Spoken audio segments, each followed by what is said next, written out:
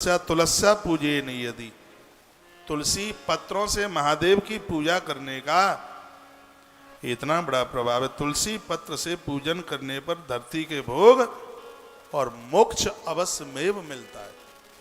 यदि कोई बुजुर्ग है, दिक्कत परेशानी हो रही है, कष्ट भोग रहा है, दवाइयाँ सूट नहीं कर रही हैं, तो उसके निमित्त 1,00,000 तुलसी पत्र महादेव की पिंडी पर उनके निमित्त आप चढ़ा दें, ब्राह्मण से चढ़वा दें, या तो वो खड़ा हो जाएगा रोगी, या दुनिया छोड़ करके चला जाएगा, वो कष्ट नहीं भोगेगा।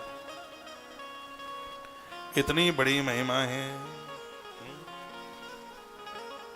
कनेर के फूल भगवान को चढ़ाने से बीमारी और दुश्मन ये दोनों समाप्त हो जाते हैं। कनेर, इसको करवीर बोलते हैं संस्कृत में। लिखा है कि रोग उच्चाटन कानी है करवी रानी वही क्रमात्, शत्रुणाम मृत्युदा स्मृताम रोग चटान कानी करवी रानी व क्रमात्। 29 नंबर का श्लोक है। दुश्मन और रोग को परास्त करने के लिए कनेर का फूल भगवान शिव के ऊपर चढ़ाया जाता है। लाल कनेर महादेवी जगदम्बा को चढ़ती है, ज्यादा से ज्यादा जो पीला कनेर है वो भगवान महादेव को बहुत चढ़ता है। शिव की पूजा करने से सब कुछ प्राप्त हो जाता है। चमेली के फूलों से भगवान शिव को पूजा जाता है तो उससे वाहनों की प्राप्ति हो जाती है। अलसी के फूल से भगवान की पूजा करने पर भगवान नारायण बहुत कृपा करते हैं, नारायण के प्रिय हो जाते हैं।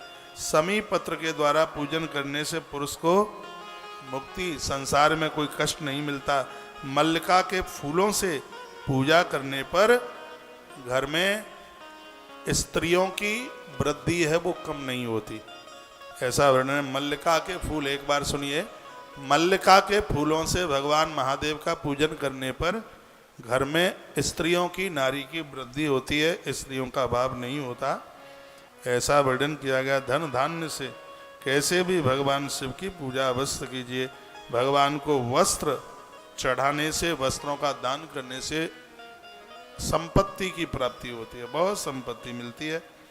1,00,000 बेल पत्रों से भगवान का पूजन करने पर हर प्रकार की मनोकामना पूरी हो जाती है, ऐसा वर्णन किया गया है ग्रंथ में। 33 नंबर के श्लोक में लिखा है। क्या लिखा है इसमें? लिखा है कि बिल्वपत्रई तथा, बिल्वपत्रई तथा लक्ष्य सर्वान कामान वापनुयात्। कोई भी कामना है आपकी, किसी भी प्रकार की आपकी कामना, ठीक से बैठिए, और कहा है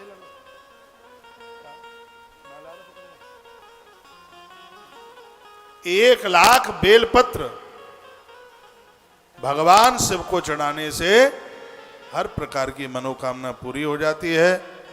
इसमें 1% भी कोई संशय वाली बात नहीं है। हरि श्रृंगार के फूल भी भगवान को चढ़ाए जाते हैं। ऋतु पुष्प भगवान को अति प्रिय है। जो जिस ऋतु में आते हैं उन फूलों से भगवान की पूजा कीजिए। शिव जी को भक्ति पूर्वक अखंड 1,00,000 चावल चढ़ाने से मनुष्य को लक्ष्मी की प्राप्ति होती है, धन की कमी नहीं आती। उसमें थोड़ा सा चंदन मिला लें और 1,00,000 चावल भगवान को चढ़ाएं, ऐसा वर्णन किया गया है। चावल की बड़ी महिमा का, तंडुल की महिमा का वर्णन किया गया है। तिल द्वारा भगवान की पूजा, अभी मैं आपको निवेदन कर रहा था, महापातक नष्ट हो जाते हैं। इसी प्रकार से 1,00,000 जौ के बारे में बताया गया। तत्पश्चात ये स्वर्ग को देने वाला है। और इतना ही नहीं है, 1,00,000 गेहूं के द्वारा, जो अभी मैं आपको चर्चा कर रहा था, गेहूं से भगवान की पूजा करने पर उत्तम फल की प्राप्ति होती है। 1,00,000 गेहूं, और ये भगवान के सिर पर चढ़ाया जाता है। 1,00,000 गेहूं भगवान के सिर पर चढ़ाने से संतान की वृद्धि होती है, संतान का अभाव नहीं होता। यह वर्णन किया गया 50 नंबर का श्लोक है। आप अपने घर में भी देख सकते हैं। द्रोणार्धेन भवलक्षम विधानम विधिपूर्वकम गोधूमान्य तथा पूजा प्रशस्ता शंकर वही संतति वर्धते। गेहूं भगवान के ऊपर चढ़ाओगे तो संतान की वृद्धि होगी। गेहूं भगवान को चढ़ाओगे तो मृगी जैसे रोग समाप्त हो जाएंगे। यह इसकी बड़ी फलश्रुति है। वर्णन किया गया मूंग के द्वारा पूजन करने से शिवजी बहुत खुश हो जाते हैं। मूंग के दाने, मूंग के द्वारा भी भगवान का पूजन होता है, इससे हर प्रकार का सुख प्राप्त होता है। वर्णन किया गया, ये भी 1 लाख की संख्या से पूरा करें, ऐसा पुराणों में वर्णन है। मूंग के द्वारा शिव जी का पूजन करने से और 11 ब्राह्मणों को फिर भोजन कराया जाए। वर्णन किया है कि धर्माक्ष परमात्मा सदाशिव हमेशा हमेशा के लिए अपने भक्त का संग नहीं छोड़ते। ये इतनी बड़ी बात है। 1 लाख मूंग से पूजन करें और 11 ब्राह्मणों को भोजन करा दें तो भगवान तुम्हारे बॉडी गार्ड बन करके चलेंगे, पाँव में कांटा तक नहीं लगने देंगे। राई के द्वारा शंकर का पूजन करने से शत्रुओं की मृत्यु हो जाती है। वर्णन किया गया 1 लाख राई के दानों से भगवान का पूजन करें। सरसों से पूजन करने पर शत्रु की मृत्यु हो जाती है। अरेर और समी की पत्तियों के द्वारा भगवान की पूजा की जाती है तो इससे भगवान अति प्रसन्न हो जाते हैं। जादू टोना टोटका किसी भी प्रकार का प्रभाव चलता नहीं है। और चमेली के फूलों से पूजा करने पर भी भगवान महादेव अपनी कृपा की बरसात कर देते हैं। ऐसा वर्णन आनंद आ गया आज की कथा में। यदि किसी की बुद्धि जड़ हो गई है, बुद्धि काम नहीं कर रही है, तो शर्करा मिश्रित दूध की धारा से उसकी बुद्धि ठीक हो जाएगी। पागल हो गया है, आगरा के मेंटल हॉस्पिटल में जाने की जरूरत पड़ रही है, तो क्या लिखा है, केवलम दुग्ध धारा च तदा कार्या विशेषता शर्करा मिश्रता तत्र यदा बुद्धि जड़ो भवेत। यदि बुद्धि जड़ भी हो गई है, बुद्धि काम नहीं करती, अकल काम नहीं कर रही है, तो मीठे दूध से, दूध में थोड़ी चीनी डालिए, मिश्री डालिए, उसको मीठा कर लीजिए तो उसकी बुद्धि प्रखर हो जाएगी। कितनी हो जाएगी? लिखा है कि जितनी बुद्धि गुरुदेव बृहस्पति जी महाराज की है ऐसी ही श्रेष्ठ बुद्धि उसकी हो जाएगी। ये तो अवश्य हमें करना है। मीठे दूध से, कच्चा गौ माता का कच्चा दूध, उसमें थोड़ी शर्करा डालिए, मिश्री डालिए, उसको मीठा कर लीजिए, तो इसमें लिखा है कि कितनी बुद्धि तीव्र हो जाएगी। तस् संजायते जीव सदृशी बुद्धि रुत्तमा। जीव नाम गुरुदेव बृहस्पति का है, जितनी श्रेष्ठ बुद्धि गुरुदेव बृहस्पति जी की है उतनी ही श्रेष्ठ बुद्धि हो जाएगी। मीठे दूध धारा से भगवान शंकर की पूजा करने का, अभिषेक करने का इतना प्रभाव है। जिनके बच्चे पढ़ने में बड़े कमजोर हैं, मटर गश्ती करते हैं, खोपड़ी लगाते ही नहीं पढ़ने में, एक बार करके तो देखिए प्रभाव, कितना प्रभावशाली मंत्र है। श्री शिव महापुराण के रुद्र संहिता के अध्याय नंबर 14 के 14 नंबर के श्लोक में, वो 74 नंबर के श्लोक में, अध्याय नंबर 14 श्लोक नंबर 74, 74 नंबर के श्लोक में लिखा है, केवलम दुग्ध धारा च तदा कार्या विशेषता। ये विशेष अभिषेक में आता है इसका नाम। शर्करा मिश्रता तत्र यदा बुद्धि जड़ो भवे। यदि कच्चे दूध में आपने चीनी डाल करके अभिषेक कर दिया तो जड़ भी बुद्धिमान हो जाएगा। बिल्कुल मूर्ख 1 नंबर का गवार, वो भी अकलमंद हो जाएगा।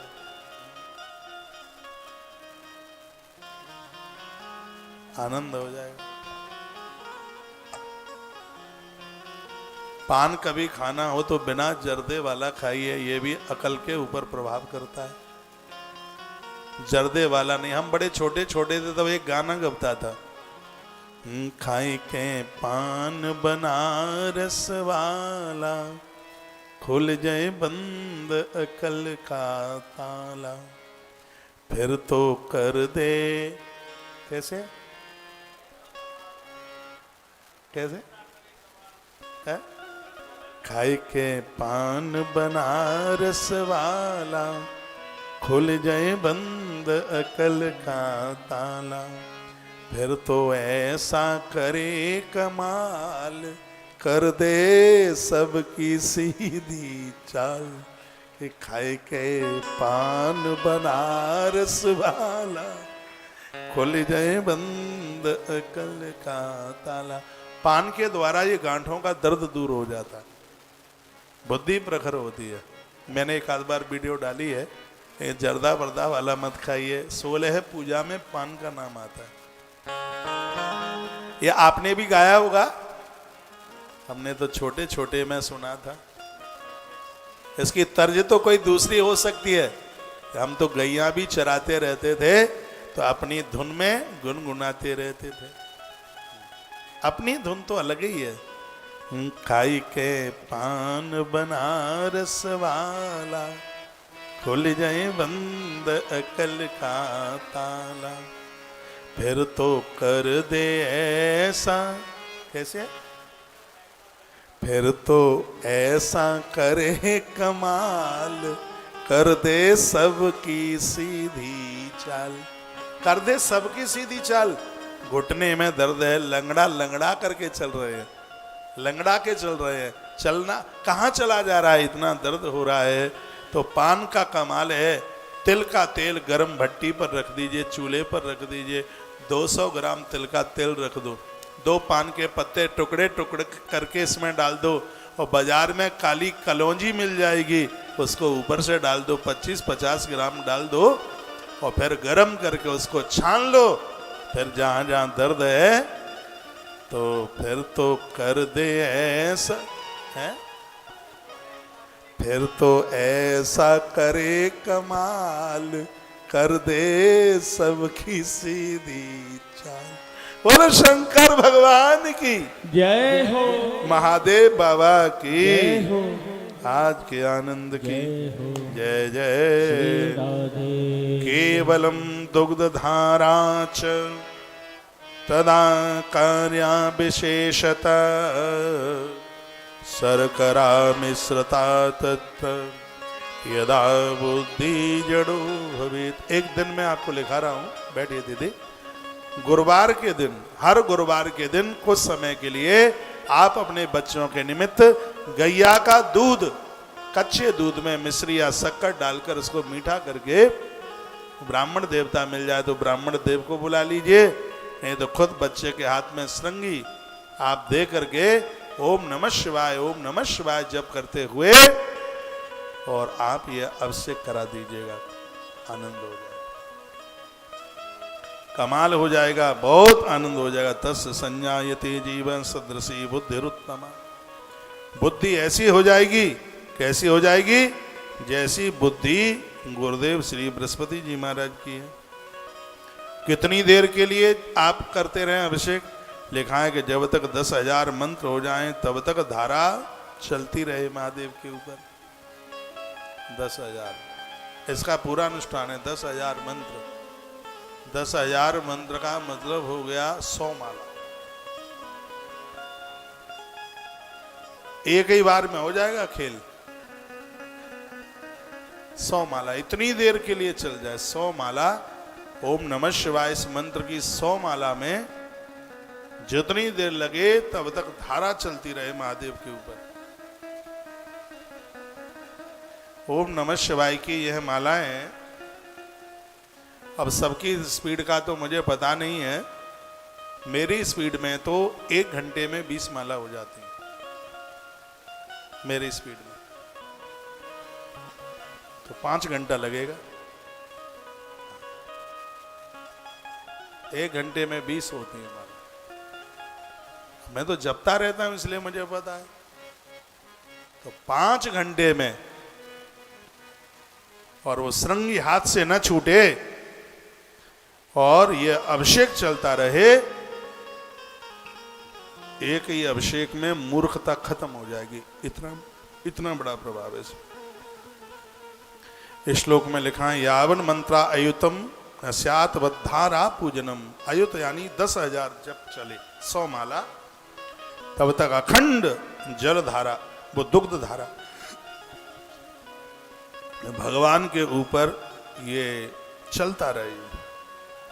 और जब बिना कारण ही देह में उच्चाटन हो जाए, बिना कारण के कंपन हो जाए, कभी आप देखते हैं ना हाथ ऐसे ऐसे यूं यूं कांपते हैं, बिना बात के कांप रहे हैं, वो शरीर में ऐसे कंपन हो जाता है ऐसे। मैंने तो 40 साल में लोगों को ऐसे यूं ऐसे ऐसे कांपते हुए देखा है।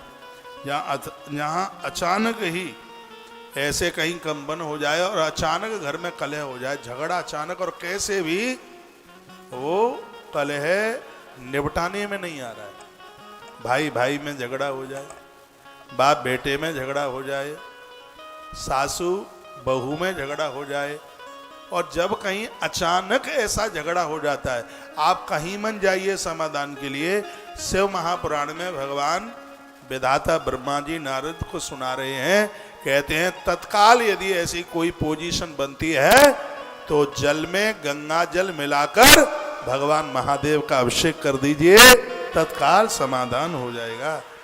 श्लोक बोल रहा हूं, यदा चोच्चाटनम देहे जायते कारणम बिना यत्र कुत्रापि वा प्रेम दुखम च परिवर्धते स्वग्रहे कलहो नित्यम यदा चैव प्रजायते। घर में कलह हो जाए, तद्धारायाम कृतायाम वै सर्वम दुखम विलीयते। जलधारा के द्वारा अभिषेक करने पर उसकी इतनी बड़ी महिमा है, प्रयत्न पूर्वक इसमें वर्णन किया गया है कि भैया आप कलह होने पर जलधारा के प्रयोग से ये सगरे दुख दूर भाग जाएंगे, झगड़े खत्म हो जाएंगे। मेरे पास बहुत बार मैसेज वगैरह आते रहते हैं। हमारे मध्य में श्री हनुमान प्रसाद जी शर्मा, बड़ा अच्छा लग रहा है, बढ़िया लग रहा है, नागदा मध्य प्रदेश से हैं और आपका आगमन हुआ है। रामकृष्ण धर्म प्रचार मंडल के अध्यक्ष हैं और आश्रम के बड़े स्तंभ हैं। आप बैठेंगे, मैं आपको बुला लूंगा, जगह दो बैठने के लिए। दीदी आप दो जगह, हाँ वहां बैठिए। दत्ता जी ये बड़े मलूक आदमी है, बड़े अच्छे इंसान हैं, सामाजिक समाज से जुड़े हुए। आपको आने से बड़ी खुशी हो रही है, बहुत प्रसन्नता हो रही है।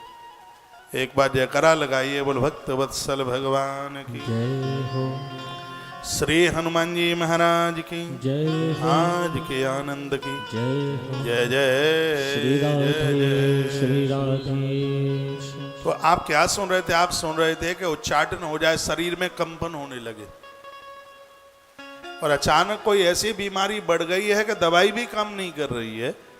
घर में कलह हो गया, घर में झगड़े हो गए, माथा फोड़ी, इतना ही नहीं एक दूसरे के ऊपर केस करने को तैयार है। और उस समय में मैं निवेदन करूंगा, जब बहू काबू में नहीं आती है केस करने को तैयार हो जाती है, वर काबू में नहीं आता आपकी बेटी को छोड़ने के लिए तैयार हो जाता है, कोई समाधान नहीं मिलता, तो उस समय प्योर जल के द्वारा आप भगवान महादेव का अभिषेक कीजिए, कोई न कोई समाधान निकल आवेगा।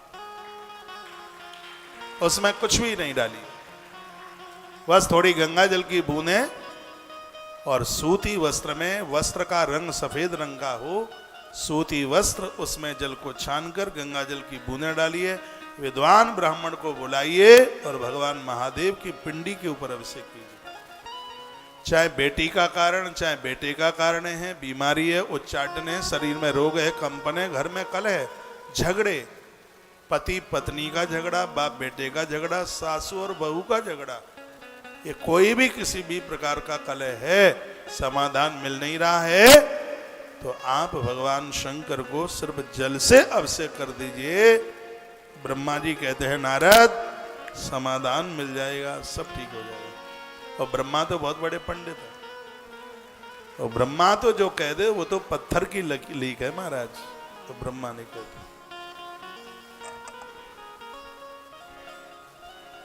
ये जितने भी देवता हैं वो सब शिव की पूजा करते हैं, एक भी देवता ऐसा नहीं है। एक बार लक्ष्मी मैया ने पूछा था कि भगवान इतनी बड़ी दुनिया को आप सबको कैसे भोजन दे देते हो? तो कहा ये तो महादेव को जाकर के पूछ लीजिए, नाम मेरा होता है, करते महादेव है, ये सब वो कर देते हैं। ये भगवान नारायण बोले थे, स्वग्रहे कलहो नित्यम यदा चैव प्रजायते तद्धारायां कृतायां वै सर्वं दुःखं विलीयते। जिनके घर में भारी कलह है, बहुत झगड़े हैं, और एक बात कहूंगा, संपत्ति कितनी भी हो, पैसा कितना भी हो, यदि घर में लड़ाई है, घर में झगड़े हैं, तो घर नरक लगता है बिल्कुल। खाने के लिए 2 रोटी मिल जाए लेकिन घर में शांति रहे, घर का कलह ठीक नहीं है। माता कैकेयी ने कलह किया अयोध्या का अन्नदाता चला गया। घर के झगड़े, घर के कलह ये बिल्कुल भी ठीक नहीं है। आप जितने भी मुझे पूरे दुनिया भर में आप सुन पा रहे हैं, मैं कहूँगा कि जिनके घर में कलह है, एक तांबे का लोटा लो और उसमें नीचे से छेद कर दो, उसमें पीतल का ले लो, जो भी आपको है वो ले लीजिए, और एक तिपाई बन जाती है बाजार में, तिपाई, इतना बड़ा पात्र ले लो कि सुबह भर दो तो शाम तक धारा चलती रहे, और शाम को भर दो तो सुबह तक चलती रहे। मैं भी व्यासपीठ से दावे के साथ कहता हूं, आपके घर में किसी भी प्रकार के झगड़े नहीं रहेंगे, आपके घर में किसी भी प्रकार की बीमारियां नहीं रहेंगी। आप करके देख लो, एक ही महीना करके देख लो। शंकर जी के ऊपर तिपाई बन जाती है, लोहाकार बना देगा उसको, उसके ऊपर इतना बड़ा पात्र, नीचे छेद कर दो, उसमें धार सीधे महादेव की पिंडी के ऊपर गिरे, सुबह भर दो शाम तक चले, और शाम को भर दो फिर सुबह तक चले। तो वर्णन किया गया है कि तद्धारायाम कृतायाम वै सर्वम दुखम विलीयते, जितने भी दुख हैं वो सब विलीन हो जाए। अड़ोसी पड़ोसी बहुत परेशान करते हैं, और वो तो बड़े, बहुत भगवान की कृपा है जिनके पड़ोसी ठीक हो। पड़ोसी बहुत परेशान, खैर आपके पड़ोसी ना करते हो तो अच्छी बात है। बिना कारण के शत्रुता हो रही है। मैंने एक दिन प्रवचन में बोला है, ऐसा जीवन जीना कि हमारे मित्र बढ़े, शत्रु नहीं बढ़े। अच्छे लोगों के तो मित्र बढ़ने चाहिए, शत्रुता नहीं। फिर भी बिना कारण के कोई परेशान करता है, आपके प्लॉट को कब्जे में कर लिया है, प्लॉट आपका है, वो अपने उसके ऊपर बापगिरी दिखा रहा है, खाली करता नहीं है, दुश्मनी अकड़ दिखाता है, ऐंठ दिखाता है। तो इसमें बड़ा एक सुंदर सा उपाय बताया गया, कहाँ शत्रुणाम तापनार्थम वै तैल धारा से वो परी। शत्रु का ताप, उसकी गर्मी, उसका क्रोध कम हो जाए, उसके लिए सरसों के तेल के द्वारा, यह बीमारी के लिए भी है और शत्रु के दमन के लिए भी है। इसमें दो तेल, एक सरसों का तेल, सरसों का तेल है वह बीमारी को दूर कर देगा, और चमेली का तेल है वो दुश्मन के तापमान को नीचे कर देगा। इतना बड़ा प्रभाव है। कर्तव्या सुप्रयत्नेन कार्य से दीर्घ ध्रुवम भवेत। वर्णन किया है यह सरसों के तेल की, लेकिन ये सीधा नहीं, इसको जल में मिलाइए, पानी में मिलाइए, ये भी लिखा है सरसों के तेल की जलधारा के साथ में। यदि आपने यह अभिषेक कर दिया, जल के साथ मिला दोगे तो शत्रु को समाप्त कर देगा। ये सरसों का तेल, स्पष्ट वर्णन है इसमें, शत्रुणाम तापनार्थम वै तैल, ये तेल की जो धारा है वो जल के साथ मिलाकर ये कार सिद्ध ध्रुवम भवेत, ये आपको काम को बना देगा। सार्स पे नैव तेलेन शत्रुनाशो भवे ध्रुवम, सरसों का तेल रोग का निवारण करता है तो शत्रु का भी निपटारा करता है, स्पष्ट लिखा है। सरसों के तेल जल धारा के साथ मिलाकर ये शत्रु का दमन कर देता है। इसमें कोई भी किसी भी प्रकार की संशय वाली बात नहीं है। इसमें वर्णन के सुगंध युक्त तेल की धारा से भोगों की प्राप्ति हो जाती है।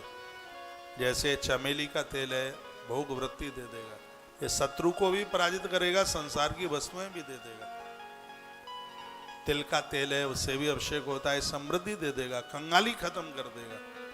ये इसी ग्रंथ में लिखा हुआ है। लेकिन सारसपई नैव, सारसप कहते हैं सरसों को, सारसपई नैव तैलेन शत्रुनाशो भवे ध्रुवम, 79 नंबर का श्लोक है। सरसों की तेल की धारा के साथ शत्रु का दमन कर देता है। यह इसकी इतनी बड़ी महिमा है, बड़ा अद्भुत बात कही गई है। और शहद के साथ भगवान शंकर का पूजन कर दिया जाए तो व्यक्ति संपत्ति में बिल्कुल कुबेर की तरह हो जाता है। शहद के साथ इतनी संपदा होती है उसके पास। वर्णन है, श्लोक सुनाई देता, मधुना यक्ष राजो वही गच्छिक्ष से वो पूजना, कुबेर की तरह उसके भंडार भर जाते हैं। दरिद्रता के नाश के लिए, गरीबी की नाश के लिए,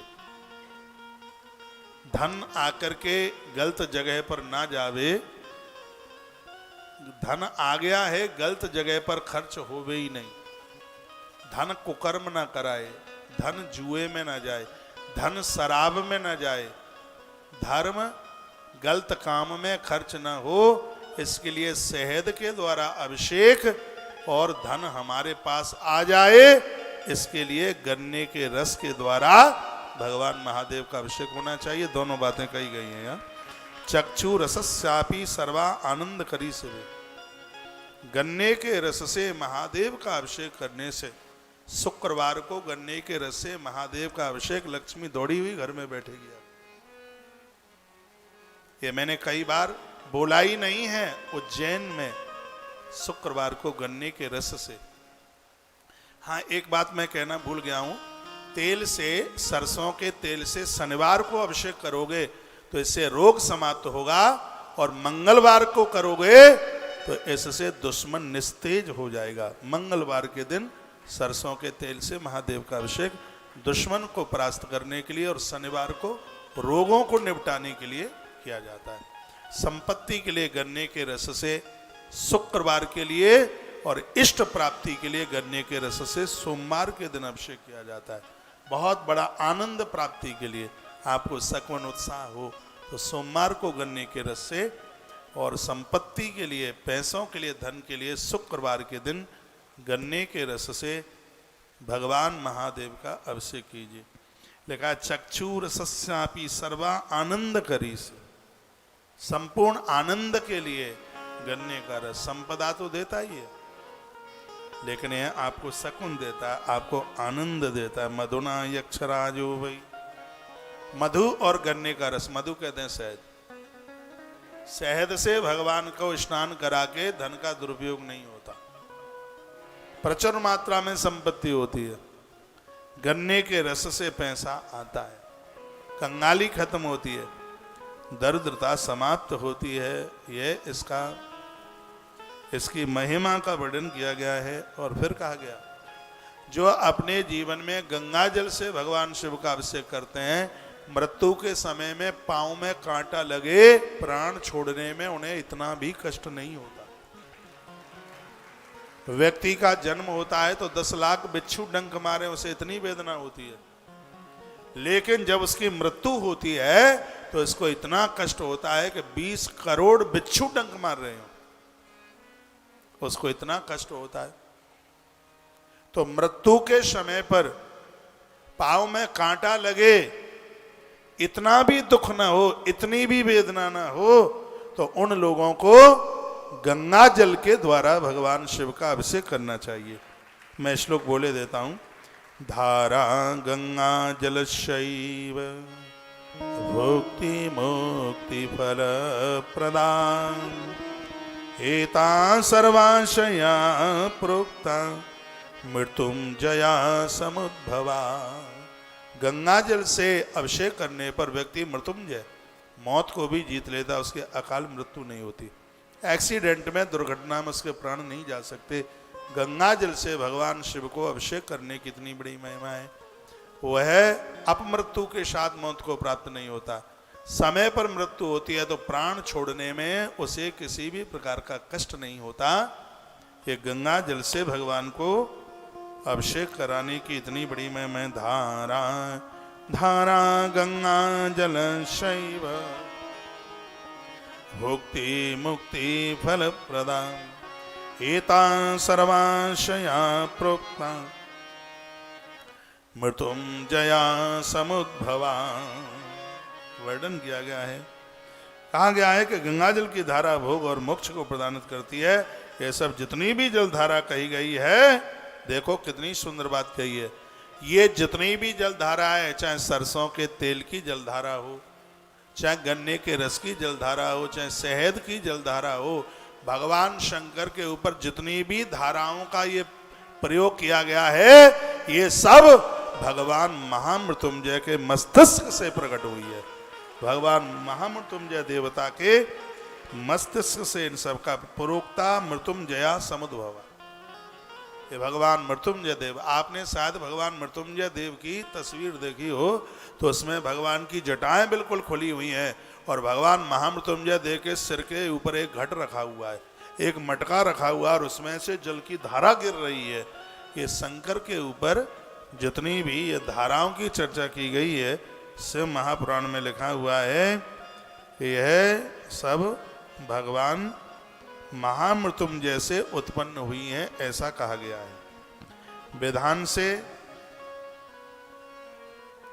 इसमें लिखा हुआ है कि जो भी कभी आप कोई शंकर की पूजा करते हैं, अनुष्ठान करते हैं, 16 सोमवार करते हैं, प्रदोष करते हैं, आप संक्रांति करते हैं, शिवरात्रि करते हैं, जो भी कोई करते हैं, भगवान महादेव का अनुष्ठान तब तक पूरा नहीं होता जब तक अनुष्ठान के बाद 11 ब्राह्मणों को भोजन नहीं कराया जाता, तब तक अनुष्ठान पूरा नहीं होता।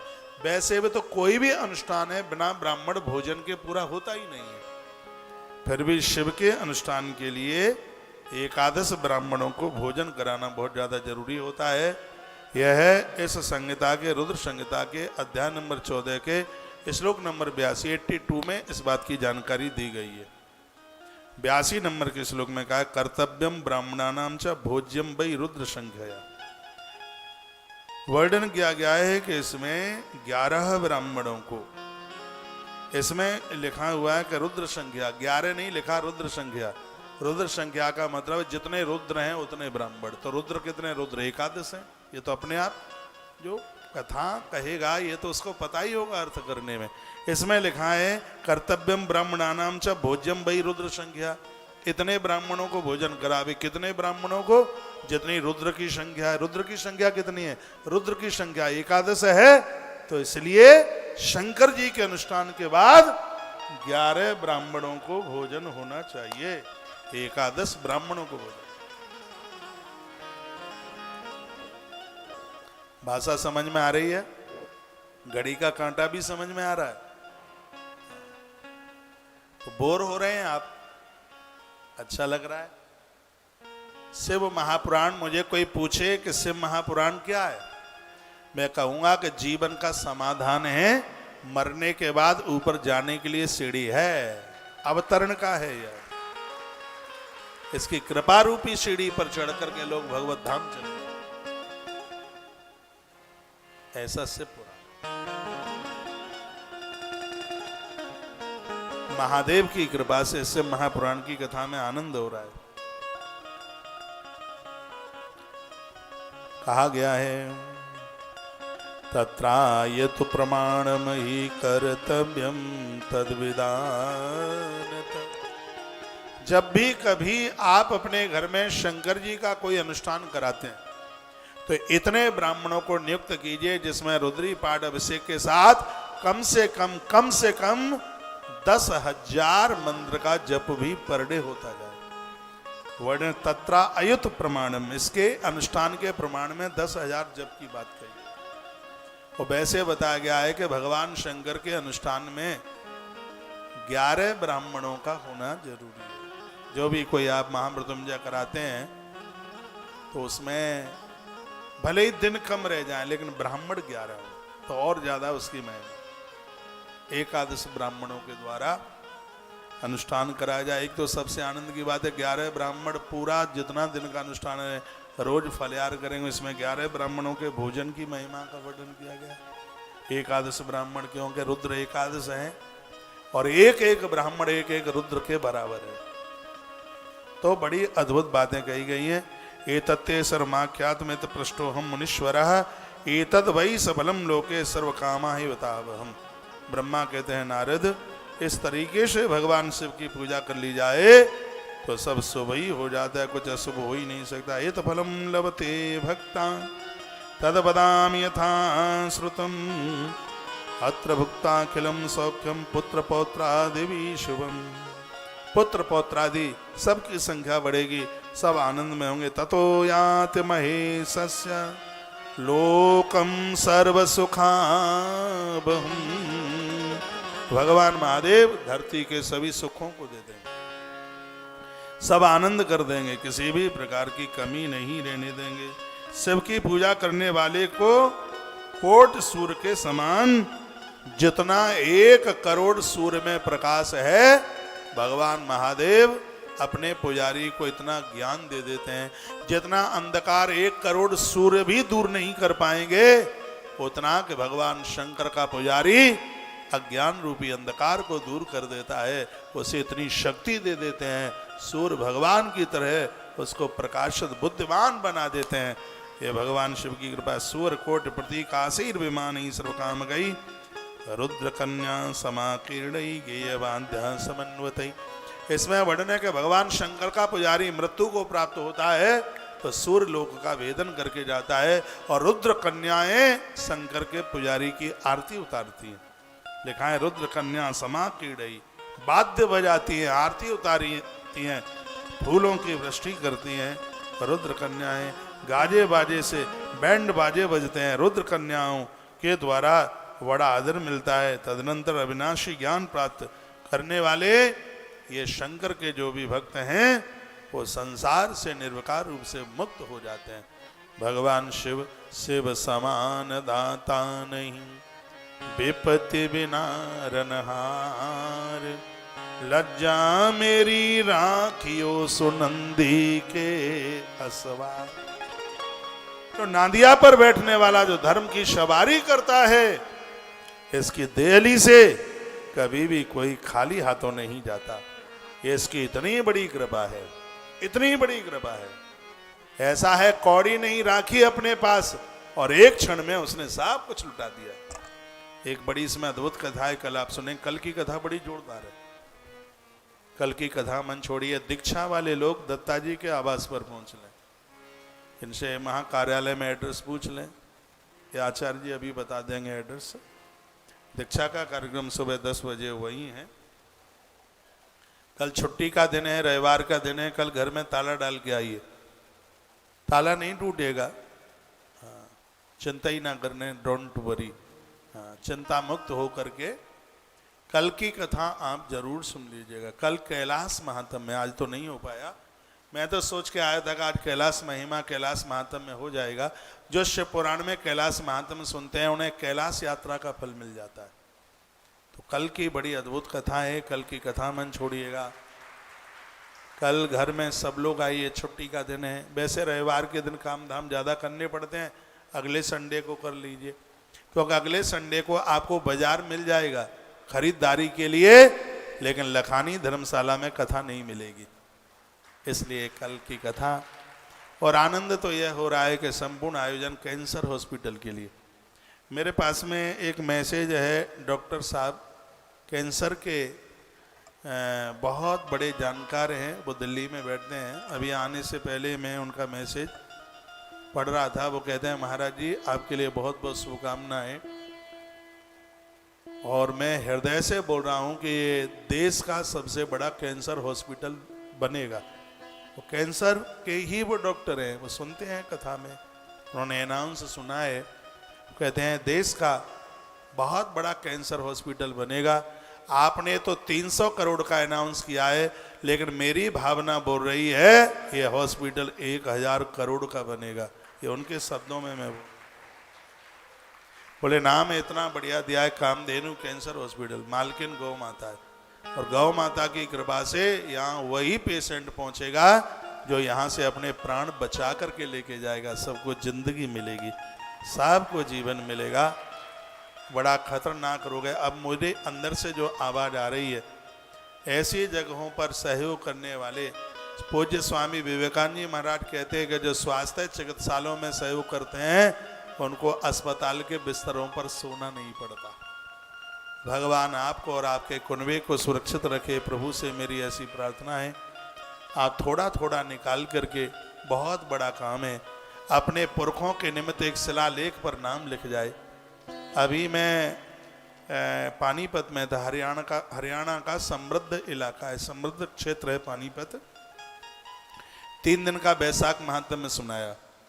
श्री सुंदरलाल जी वंसल हाथ में माइक लेकर के बोलते हैं कहते हैं भैया मेरे हृदय में जो बात आ रही है वो सुन लो। महाराज जी ने इस अस्पताल के लिए आपसे 1.25 लाख रुपए की बात कही है। इतने बड़े कार्य में 11 लाख रुपया दे करके भी जुड़ने का मौका मिल जाए तो भाग्य। इतनी छोटी सी रकम इतने बड़े काम में, आनंद की बात है, शिलालेख पर नाम होगा। सहयोग राशि कितनी है? 1.25 लाख। एक बार में ना कर पाए उसको 25-25 हजार में जमा कर दीजिए। अपने पुरखों के ऋण से आप निवृत्त हो जाएंगे। इतना बड़ा यह अद्भुत कार्य है। पैसा आपके पास होगा लेकिन ऐसी संस्था आपके पास नहीं होगी जो कैंसर अस्पताल में आपके परिवार का सहयोग प्रदानित करा दे। तो इसमें भी ये पूरा, मैं पूरे देश में निकल पड़ा हूँ इस कार्य के लिए। दिन को दिन, रात्रि को रात्रि नहीं कहा जा रहा है, दिन रात एक कर दिया है। ईश्वर हर व्यक्ति को किसी न किसी काम के लिए भेजता है। तो मुझे लगता है कि भगवान ने यह जीवन मुझे परमार्थ करने के लिए दिया है। और सच बात तो यह है कि मैं 24 आवर्स परहित परमार्थ के लिए ही काम करता हूँ। मेरे पास स्वयं के लिए कोई काम नहीं है, खुद के लिए कोई काम है ही नहीं, कोई काम नहीं है खुद के लिए।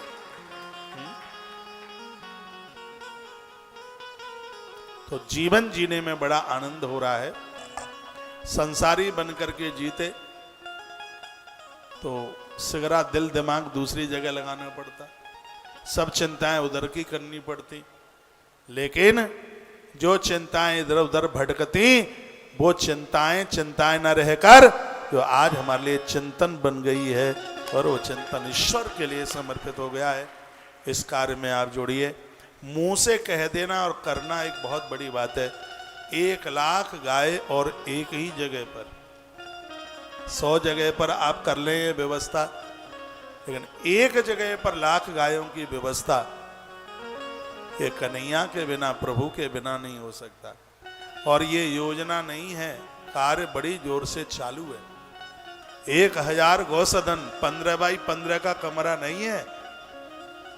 1000 गौसदन ऐसा नहीं है 15 बाई 15 के 1000 कमरे बन गए। 1000 गौसदन का मतलब है 1000 गौशाला। ऐसी बहुत गौशालाएं उनमें 100 गैया भी नहीं होती।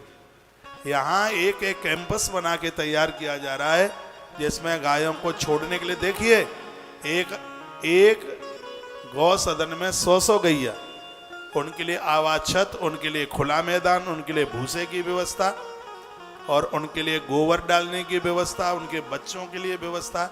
ये सब एक एक कैंपस, एक एक गौ सदन और पूरा आरसीसी का पूरा निर्माण, जिसमें आप भक्तों से एक गौ माता के लिए सिर्फ 7000 रुपये का सहयोग लिया जा रहा है। तो इसमें ये सौभाग्य, फरीदाबाद मुझे सुनने वाले भक्तों को ये सौभाग्य प्राप्त हो रहा है। एक गैया के लिए 7000 रुपया, 3 गाय के लिए 21000 रुपया और 11 गौ माता के लिए 71000 रुपये का सहयोग करके ये पुण्य, ये सौभाग्य कमा ले। 3500 कमरे ग्वारियों के लिए बन रहे हैं। श्री रमेश चंद दत्ता जी ने ग्वारियों के कमरे में भी हमें एक कमरा समर्पित किया है। अभी इनके यहाँ पोती हुई है, कुछ महीने हो गए होंगे, 4-6 महीने, कितना टाइम हो गया है। और उस दिन मुझे इतना अच्छा लगा सुनकर, अनाउंस हुआ था दत्ता जी के यहाँ बेटे को बिटिया हुई है और उस खुशी में वो ग्वारियों के लिए एक कमरा समर्पित कर रहे हैं, ग्वालों के लिए। यह भगवान के ही रूप में दिखाई देते हैं, सुबह से लेकर रात्रि तक गौ माता की सेवा करते हैं। तो इतना बड़ा यह कार्य हो रहा है, इसके लिए हम सिर्फ 3000 रुपये का सहयोग निर्माण में, ग्वारियों के कमरों में सिर्फ 3000 रुपये का एक छोटा सा एक सहयोग ले रहे हैं। तो ग्वारियों के कच्छों में भी पूरा कमरा 1.5 लाख रुपए का सहयोग ले रहे हैं उसमें। तो जैसे आपकी व्यवस्था है आप अवश्य में कीजिए। हर प्रकार से इस गौवंश के साथ आप जुड़िए। गौ माता आपको, आपके परिवार को चौड़े में नहीं रहने देगी, ये विश्वास मुझे है। आपके शीघ्र काम बनेंगे, दौड़ दौड़ करके बनेंगे, किसी भी चीज़ का अभाव नहीं रहेगा। बाहर कार्यालय दिखाई दे रहा है, आप गौ अक्षय वृत्ति के मेंबर बन रहे हैं, कार्ड तत्काल प्राप्त हो रहा है। 21000 रुपया जमा करके रसीद भी संग ही लीजिए, कार्ड भी साथ ही लीजिए। यहाँ से 7 मुखी रुद्राक्ष दिखाओगे, 7 मुखी रुद्राक्ष 7 मुखी रुद्राक्ष जिसकी महिमा मैंने 3 दिन लग के रुद्राक्ष की महिमा का वर्णन किया है। आज भी मैं जब इधर आ रहा था तो 7 मुखी, 9 मुखी, 10 मुखी रुद्राक्ष की मैं महिमा पढ़ रहा था। ये 7 मुखी रुद्राक्ष है, गरीबी का नाश करके ईश्वर के समान संपत्तिवान बनाता है। ये चीज़ें बड़ी दुर्लभ हैं और ऐसा नहीं है कि बाजार में चाहे सो मिल जाए। इन सब चीज़ों को क्रय करने के लिए, व्यवस्था करने के लिए बड़ी व्यवस्थाएं करनी होती हैं। और ये भक्तों के यहाँ प्रसाद रूप में 7 मुखी रुद्राक्ष पहुँच रहा है, जो घोर गरीबी का नाश करता है। भगवान कृपा करे कि इस गौशाला की एक एक रसीद आपके घर भी पहुँचे, गौ माता की चुनरी आपके घर पहुँचे।